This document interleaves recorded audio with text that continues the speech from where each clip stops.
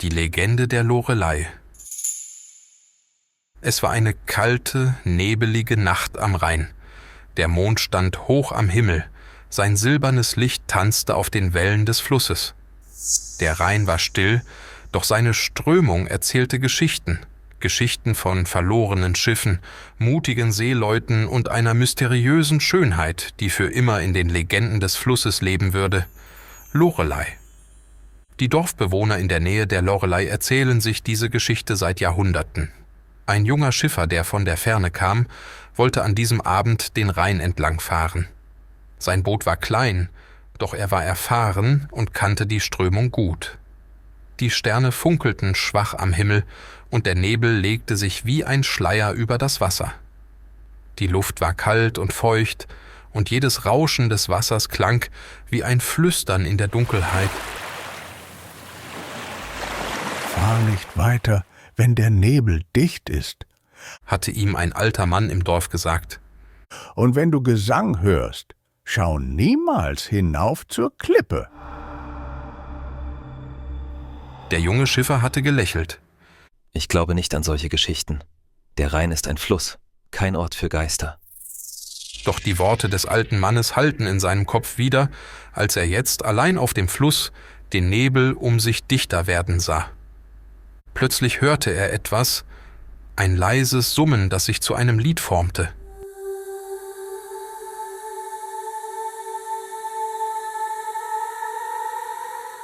Die Melodie war so wunderschön, dass sein Herz schneller schlug.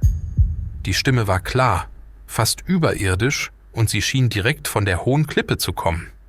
Der Fluss wurde ruhiger, als ob er selbst der Melodie lauschte.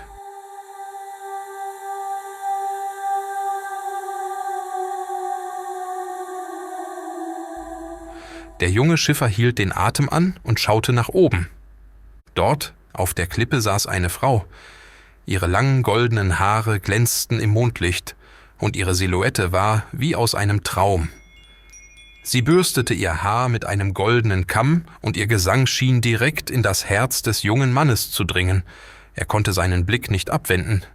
Es war, als wäre die Zeit stehen geblieben. Das Boot trieb weiter, die Strömung wurde stärker. Doch der Schiffer achtete nicht darauf. Seine Augen waren auf die Frau gerichtet, sein Herz war von ihrem Gesang gefangen. Er konnte nichts anderes hören, nichts anderes sehen. Plötzlich riss ein lautes Krachen ihn aus seiner Trance. Sein Boot hatte einen Felsen getroffen und begann zu sinken.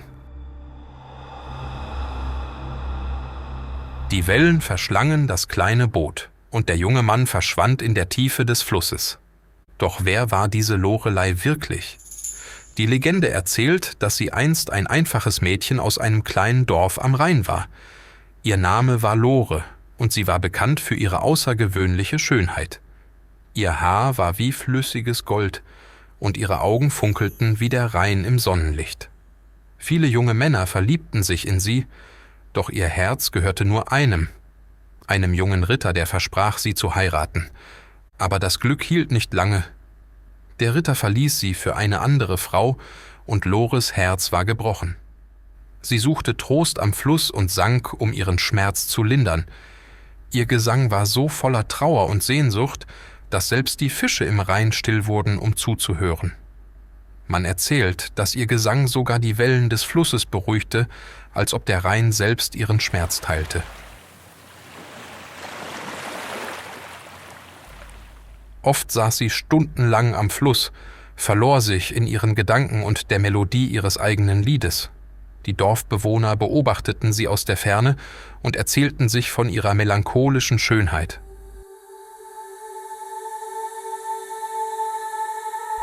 Eines Tages hörte ein Zauberer ihren Gesang und war sofort von ihrer Schönheit und ihrer Stimme verzaubert.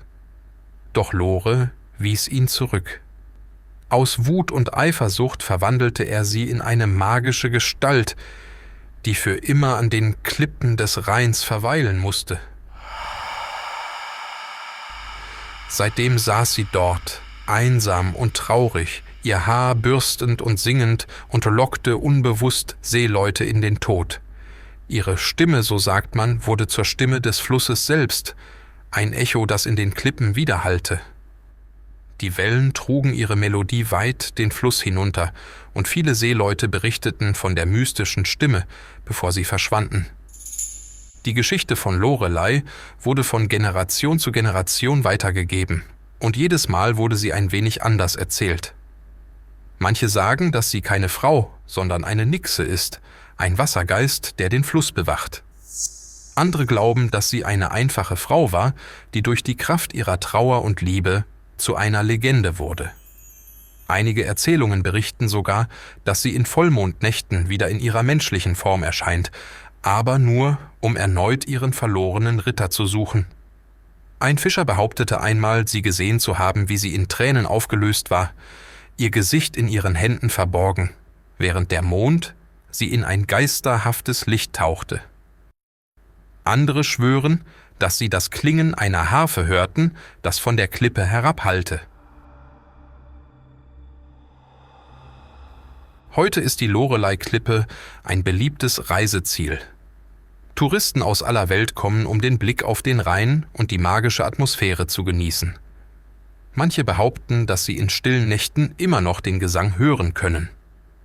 Andere sagen, dass der Zauber von Lorelei nur eine Metapher für die unberechenbare Kraft der Natur ist. Doch egal wie oft die Geschichte erzählt wird, es bleibt eine gewisse Magie in der Luft, die jeder spürt, der sich an die Klippe wagt. Manchmal, an besonders nebeligen Tagen, können Besucher die Illusion einer Gestalt auf den Klippen sehen. Ist es der Nebel, der sie täuscht, oder ist es Lorelei selbst? Die Einheimischen warnen immer noch davor, sich zu lange in den Bann dieser Klippe ziehen zu lassen.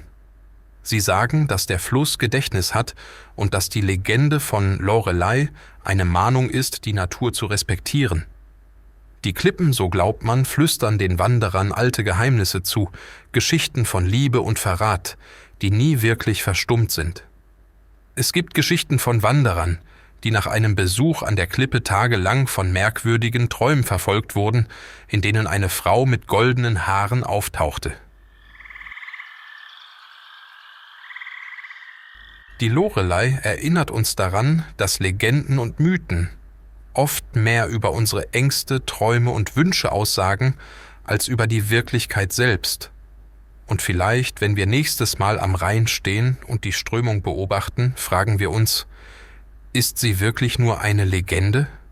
Oder hält der Fluss das Geheimnis von Lorelei immer noch in seinen tiefen Wassern verborgen? Vielleicht, nur vielleicht, bleibt ein Teil der Wahrheit für immer ein Geheimnis.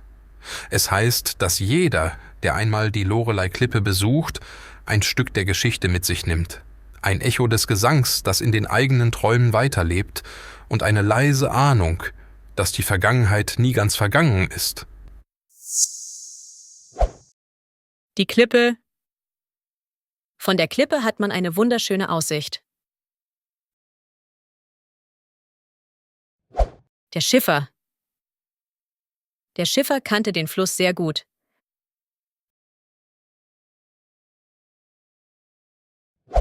Der Zauberer. Der Zauberer verwandelte sie in eine magische Gestalt. Die Mahnung. Die Geschichte ist eine Mahnung, die Natur zu respektieren. Der Ritter. Der Ritter versprach, sie zu heiraten.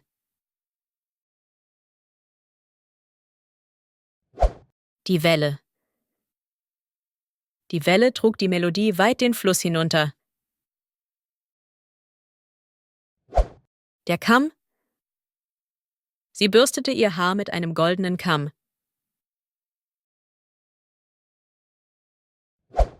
Bürsten. Sie bürstete ihr langes goldenes Haar.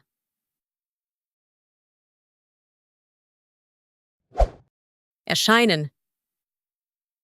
Manche glauben, dass sie bei Vollmond erscheint. Verschwinden. Viele Schiffe verschwanden in der Strömung. Die Legende der Lorelei. Es war eine kalte, nebelige Nacht am Rhein. Der Mond stand hoch am Himmel, Sein silbernes Licht tanzte auf den Wellen des Flusses. Der Rhein war still, doch seine Strömung erzählte Geschichten. Geschichten von verlorenen Schiffen, mutigen Seeleuten und einer mysteriösen Schönheit, die für immer in den Legenden des Flusses leben würde. Lorelei. Die Dorfbewohner in der Nähe der Lorelei erzählen sich diese Geschichte seit Jahrhunderten. Ein junger Schiffer, der von der Ferne kam, wollte an diesem Abend den Rhein entlang fahren. Sein Boot war klein, doch er war erfahren und kannte die Strömung gut. Die Sterne funkelten schwach am Himmel und der Nebel legte sich wie ein Schleier über das Wasser. Die Luft war kalt und feucht und jedes Rauschen des Wassers klang wie ein Flüstern in der Dunkelheit. Fahr nicht weiter, wenn der Nebel dicht ist, hatte ihm ein alter Mann im Dorf gesagt. und wenn du Gesang hörst, schau niemals hinauf zur Klippe. Der junge Schiffer hatte gelächelt. Ich glaube nicht an solche Geschichten. Der Rhein ist ein Fluss, kein Ort für Geister. Doch die Worte des alten Mannes hallten in seinem Kopf wieder, als er jetzt allein auf dem Fluss den Nebel um sich dichter werden sah. Plötzlich hörte er etwas, ein leises Summen, das sich zu einem Lied formte.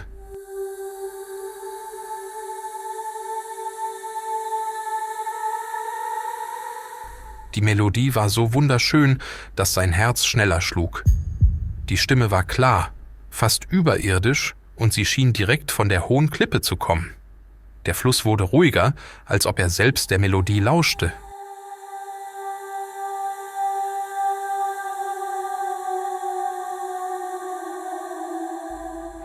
Der junge Schiffer hielt den Atem an und schaute nach oben.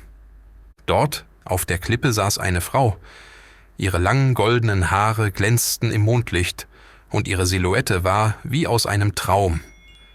Sie bürstete ihr Haar mit einem goldenen Kamm, und ihr Gesang schien direkt in das Herz des jungen Mannes zu dringen. Er konnte seinen Blick nicht abwenden. Es war, als wäre die Zeit stehen geblieben. Das Boot trieb weiter, die Strömung wurde stärker. Doch der Schiffer achtete nicht darauf. Seine Augen waren auf die Frau gerichtet, sein Herz war von ihrem Gesang gefangen. Er konnte nichts anderes hören, nichts anderes sehen. Plötzlich riss ein lautes Krachen ihn aus seiner Trance. Sein Boot hatte einen Felsen getroffen und begann zu sinken. Die Wellen verschlangen das kleine Boot, und der junge Mann verschwand in der Tiefe des Flusses. Doch wer war diese Lorelei wirklich? Die Legende erzählt, dass sie einst ein einfaches Mädchen aus einem kleinen Dorf am Rhein war. Ihr Name war Lore, und sie war bekannt für ihre außergewöhnliche Schönheit. Ihr Haar war wie flüssiges Gold, und ihre Augen funkelten wie der Rhein im Sonnenlicht. Viele junge Männer verliebten sich in sie, doch ihr Herz gehörte nur einem jungen Ritter, der versprach, sie zu heiraten. Aber das Glück hielt nicht lange. Der Ritter verließ sie für eine andere Frau, und Lores Herz war gebrochen. Sie suchte Trost am Fluss und sank, um ihren Schmerz zu lindern. Ihr Gesang war so voller Trauer und Sehnsucht, dass selbst die Fische im Rhein still wurden, um zuzuhören. Man erzählt, dass ihr Gesang sogar die Wellen des Flusses beruhigte, als ob der Rhein selbst ihren Schmerz teilte.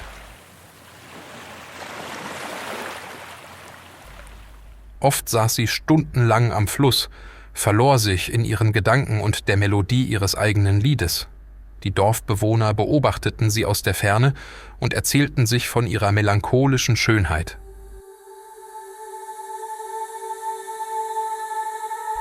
Eines Tages hörte ein Zauberer ihren Gesang und war sofort von ihrer Schönheit und ihrer Stimme verzaubert. Doch Lore wies ihn zurück. Aus Wut und Eifersucht verwandelte er sie in eine magische Gestalt, die für immer an den Klippen des Rheins verweilen musste.